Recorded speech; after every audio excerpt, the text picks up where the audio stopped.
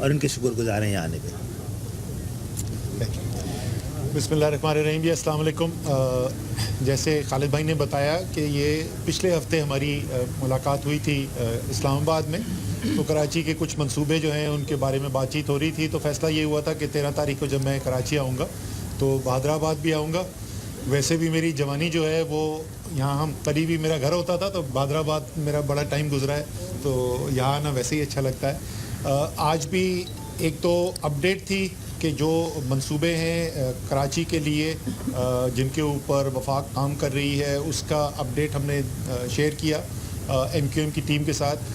خالد بھائی تو اسلام آباد میں ہوتے ہیں, ان کو وقتاً فوقتاً پتہ چلتا رہتا ہے جو کام کیا جا رہا ہے, لیکن باقی ایم کیو ایم کی جو سینئر ٹیم ہے ان کو بھی ہم نے آج اپڈیٹ کیا کہ ہم کن کن چیزوں پہ کام کر رہے ہیں اور کہاں معاملات پہنچ چکے ہیں.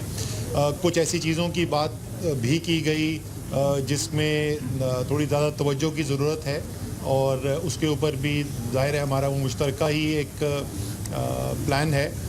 جو بھی کرنا ہے وہ کراچی کے عوام کی بہتری کے لیے کرنا ہے. اس شہر میں رہنے والوں کو ان کا حق جو افسوس کے ساتھ دہائیوں سے نہیں ملا ہے وہ اس حق کو دلانا ہے, اور یہ ہماری مشترکہ جد و جہد ہے. تو جیسے کہا خالد بھائی نے کہ یہ کوئی نیگوسیشن نہیں ہو رہے, ایک مشترکہ جو ہمارا ایجنڈا ہے اس کے اوپر کیسے لائے عمل ہو رہا ہے. اور ظاہر ہے جو اعلان کل کیا گیا, جو پریس کانفرنس کی گئی, اس کے اوپر بھی بات کی گئی, اور اس کے اوپر بھی آئندہ لائے عمل کی کیا ہے.